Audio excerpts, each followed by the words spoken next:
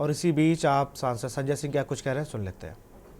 प्रधानमंत्री ने, देश की तानाशाह सरकार ने दिल्ली के पक्ष में दिए गए, अरविंद केजरीवाल जी के पक्ष में दिए गए, लोकतंत्र और संविधान के पक्ष में दिए गए, प्रचंड बहुमत से चुनी हुई सरकार के पक्ष में दिए गए फैसले को, 5 जजों के सुप्रीम कोर्ट के फैसले को संसद में बदल दिया। जब चुनाव आयुक्तों के नियुक्ति की प्रक्रिया में मुख्य न्यायाधीश को रखा गया तो प्रधानमंत्री जी ने कहा और भाजपा की सरकार ने कहा कि नहीं, चुनाव आयुक्तों की नियुक्ति तो हम करेंगे, और सुप्रीम कोर्ट के फैसले को संसद के अंदर बदल दिया गया। तो है कई बार कानूनी प्रक्रियाओं में, और इस देश के अंदर आपको जानकारी के लिए बता दूं 80% अंडर ट्रायल है। कोई 10 साल से अंडर ट्रायल है, कोई 5 साल से अंडर ट्रायल है, कोई 3 साल से अंडर ट्रायल है। कई बार न्याय मिलने में विलंब हो जाता है, लेकिन इस मामले में मुझे पूरा यकीन और भरोसा है। मैं फिर दोहरा रहा हूं, अरविंद केजरीवाल जी जल्द ही निर्दोष साबित होंगे, जल्द ही सुप्रीम कोर्ट से, आगे की कोर्ट से उनको राहत मिलेगी, वो बाहर आएंगे। आपके कोई प्रश्न हो तो आप जरूर पूछ सकते हैं। हाई कोर्ट ने अपने ऑब्जर्वेशन में इस बात को मेंशन किया है कि अरविंद केजरीवाल का एक्टिव इन्वॉल्वमेंट जो है वो इस पूरे मामले में दिख रहा है, और ईडी ने ऐसे कुछ साक्ष्य जो है वो पेश किए हैं।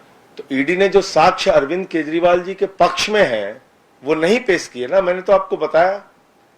ये पता कैसे चला, ये कैसे पता चला कि वो साक्ष्य नहीं रखे हैं?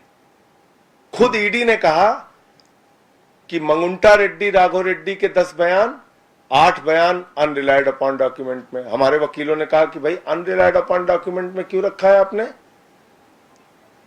8 बयान अगर आपने दो गवाहों के दर्ज किए, जो आरोपियों के दर्ज किए, जो सरकारी गवाह बने, तो आपने उसको अनरिलाइड अपॉन डॉक्यूमेंट में क्यों रख दिया, छिपा क्यों लिया? भाई ईडी का दफ्तर कोई म्यूजियम तो है नहीं, ईडी का दफ्तर कोई रद्दी की टोकरी की जगह तो है नहीं कि वहां पे आप कागज इकट्ठा कर रहे हैं, रख रहे हैं। आपने कागज इकट्ठा किया है किसी को दोषी साबित करने के लिए ना, तो सारे कागजात आप माननीय न्यायालय के सामने रखिए। क्यों नहीं रखा आपने? तो कोर्ट ने कहा अभी इसी मार्च में, आप सबकी जानकारी के लिए बता दूं, इसी मार्च में ऑर्डर हुआ पिछले महीने कि भाई जो आरोपी का अधिकार है कि उसके खिलाफ जितने भी साक्ष्य आपने रखे हैं, इकट्ठा किए हैं, वो उनके वकीलों को दिखाइए। तब वकील गए हमारे, उन्होंने देखा, वो हैरान हो गए। मतलब एक ही आदमी के आपने 7 बयान लिए, 6 बयान में राघव रेड्डी ने नाम नहीं लिया, 6 आपने छिपा लिया, 1 दिखा दिया। एक ही आदमी के 3 बयान मंगुंटा रेड्डी के आपने लिए, जो इस समय मोदी की तस्वीर लगा के वोट मांग रहा है, सोचिए आप। 2 बयान आपने छिपा लिए, 1 बयान जिसमें केजरीवाल का नाम लिया वो रख दिया कोर्ट के सामने, और तुरंत ही जैसे केजरीवाल जी का नाम वो ले रहा है, उसकी बेल हो जा रही, जमानत हो जा रही राघव रेड्डी की। इसी तरीके से शरद रेड्डी का मामला है, 12 बयान उसने दिए, 10 बयानों में केजरीवाल जी का नाम नहीं लिया। अब 6 महीने उसको जेल में रखा। अब हर आदमी संजय सिंह तो है नहीं, 6 महीने में टूट गया वो, उसने दे दिया बयान, केजरीवाल जी के खिलाफ बयान दिया जैसे ही, वैसे ही उसको जमानत मिल गई कमर दर्द के नाम पे। तो ये है हकीकत, ये बयान रखे ही नहीं गए हैं। मैं सभी पत्रकार बंधुओं को जिम्मेदारी से ये बताना चाहता हूं कि ये बयान अभी कोर्ट के सामने नहीं रखे गए हैं। इंस्पेक्शन का ऑर्डर जब कोर्ट से मिला और इंस्पेक्शन करने जब हमारे वकील गए, तब इन बयानों को देखा और वो हैरान रह गए कि जो बयान केजरीवाल जी के पक्ष में है, या जिन बयानों में केजरीवाल जी का नाम नहीं है, केजरीवाल जी के नामों का जिक्र नहीं है, वो बयान ऑन रिकॉर्ड नहीं लाए गए कोर्ट के समक्ष। यही है गहरी राजनीतिक साजिश। संजय जी, आपने शुरू में कहा कि पंजाब सरकार को तोड़ने की षड्यंत्र है, कैसे? भाई जब आप आम आदमी पार्टी के मुखिया को गिरफ्तार करके जेल में डाल देंगे, आपको पता है जिस दिन केजरीवाल जी के घर पर छापा पड़ा और उनकी गिरफ्तारी हुई, ठीक दूसरे दिन इनकम टैक्स का छापा गुलाब सिंह यादव के यहां पड़ गया, हमारे एक एमएलए के यहां। उसके तुरंत बाद हमारे एक मंत्री कैलाश गहलोत को ईडी के दफ्तर में बुला के 4.5 घंटे पूछताछ की गई। उसके तुरंत बाद हमारे एक विधायक दुर्गेश पाठक को बुला के पूछताछ की गई। तो आप समझ सकते हैं, यही तो हुआ था महाराष्ट्र में। और क्या हुआ था? एक एक की जांच शुरू की, फाइल दिखाया, दबाव बनाया, पार्टी तोड़ा। तो ये प्रक्रिया जो दिल्ली में शुरू हुई है ये रुकने वाली थोड़ी है। इसके पीछे का मकसद है पूरी की पूरी आम आदमी पार्टी को भारतीय जनता पार्टी की तानाशाह सरकार के द्वारा खत्म करना, ये मकसद है।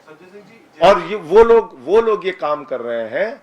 पत्रकार बंधुओं से मैं बताना चाहता हूं, जिसकी सरकार में 15 लाख करोड़ रुपए पूंजीपतियों का माफ किया गया, जिसकी सरकार में बैंक घोटाला करके नीरव मोदी, मेहुल चौकसी, नितिन संदेशरा, ललित मोदी, विजय माल्या हजारों करोड़ रुपए लूटकर हिंदुस्तान का विदेशों में बैठे हुए हैं, जिसकी सरकार में इलेक्टोरल बॉन्ड का हजारों करोड़ रुपए का घोटाला हुआ लेकिन उनके खिलाफ कोई जांच नहीं होती, जिसकी सरकार में पूरब से लेकर पश्चिम तक, उत्तर से लेकर दक्षिण तक चुन चुन के महाभ्रष्टाचारियों को प्रधानमंत्री जी ने गले लगाकर अपनी पार्टी में शामिल किया। वो लोग भ्रष्टाचार के खिलाफ बोलते हैं।